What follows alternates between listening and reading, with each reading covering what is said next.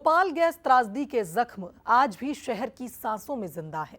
करीब 40 साल बाद इतिहास बना जब किसी मुख्यमंत्री ने पहली बार उस जगह कदम रखा।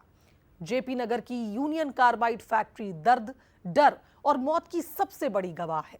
मुख्यमंत्री डॉक्टर मोहन यादव यहां सिर्फ निरीक्षण के लिए नहीं पहुंचे, बल्कि इस बदनाम जमीन को नई दिशा और नया भविष्य देने का रोड मैप भी सामने रखा। देखिए खास रिपोर्ट। ये है जेपी नगर में वीरान पड़ी यूनियन कार्बाइड फैक्ट्री। वही फैक्ट्री जहां 2-3 दिसंबर 1984 की खौफनाक रात ने हजारों जिंदगियां लीन ली।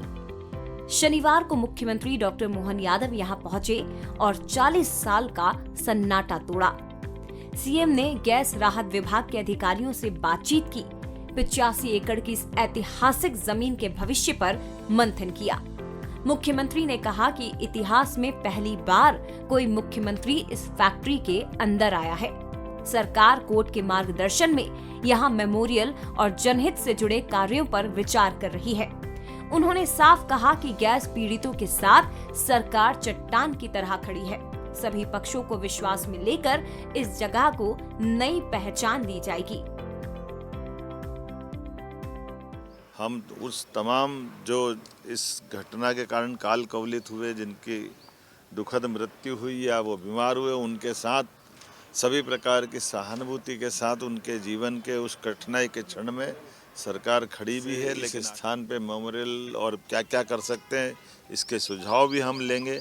सबके साथ लेकर के सभी पक्षों को विश्वास में लेकर के इस जगह पर मैं ये जरूर बोलना चाहूँगा, जब हमने बीते साल इस जहर को हटाया और ये जो जानकारी आई कि पहली बार इस कैंपस में कोई मुख्यमंत्री आए, इस तरफ झांकना भी पसंद नहीं करते थे। कांग्रेस के शासनकाल में आपदा में से अवसर निकालना और उत्साह बढ़ाना जनता का, ये आज का दौर इसी बात के लिए प्रेरित करता है। मुख्यमंत्री ने गैस त्रासदी को लेकर कांग्रेस पर भी तीखा हमला बोला। डॉक्टर मोहन यादव ने कहा, भोपाल गैस त्रासदी कांग्रेस शासन का सबसे बड़ा कलंक है। फैक्ट्री मालिक वॉरेन एंडरसन को भगाने में कांग्रेस नेताओं की भूमिका रही। सीएम ने राहुल गांधी से माफी की मांग करते हुए कहा, उनकी दादी और पिता के शासनकाल में इस त्रासदी को नजरअंदाज किया गया। मनमोहन सरकार ने भी कोई ठोस कदम नहीं उठाए। सीएम कहते हैं कि कांग्रेस ने भोपाल के लोगों को मरने के लिए छोड़ दिया, जबकि हमारी सरकार बंद पड़ी फैक्ट्रियों से रोजगार के नए रास्ते खोज रही है। कांग्रेस ने न केवल यहाँ लोगों को मरने के लिए छोड़ा, बल्कि उससे बड़ा पाप यहाँ के इस यूनियन कार्बाइड के मालिक एंडरसन को भगाने में भी कांग्रेस के ही लोगों ने बड़ी मदद की। राहुल गांधी को माफ़ी मांगना चाहिए। अपने उस शासनकाल को लेकर के उनके ही जवाबदार दादी और पिता के शासनकाल के समय में भी ये कलंक बना रहा।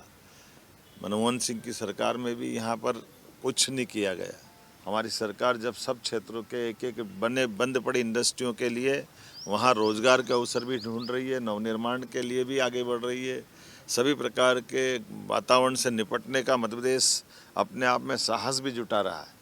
और मुझे इस बात की प्रसन्नता है कि हम एक के बाद एक ऐसे नए काम को हाथ में लेकर के लगातार आगे बढ़ रहे हैं। 40 साल बाद पिछले साल जनवरी में ही यूनियन कार्बाइड फैक्ट्री का 337 मीट्रिक टन जहरीला कचरा हटाया गया।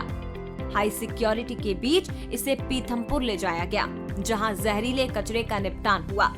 निरीक्षण के दौरान मुख्यमंत्री आरिफ नगर भी पहुंचे, भोलेनाथ के दर्शन किए, लोगों से बातचीत की और बच्चों के साथ सेल्फी भी खिंचवाई। कुल मिलाकर मुख्यमंत्री डॉक्टर मोहन यादव का ये दौरा सिर्फ निरीक्षण नहीं, बल्कि यूनियन कार्बाइड फैक्ट्री के भविष्य की नई शुरुआत माना जा रहा है। Bureau report, Bansal news.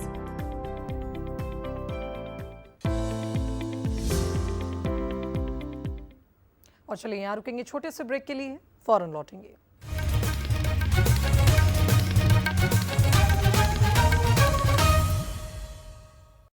एक रहस्य से भरा कुंड जो कभी नहीं सूखता।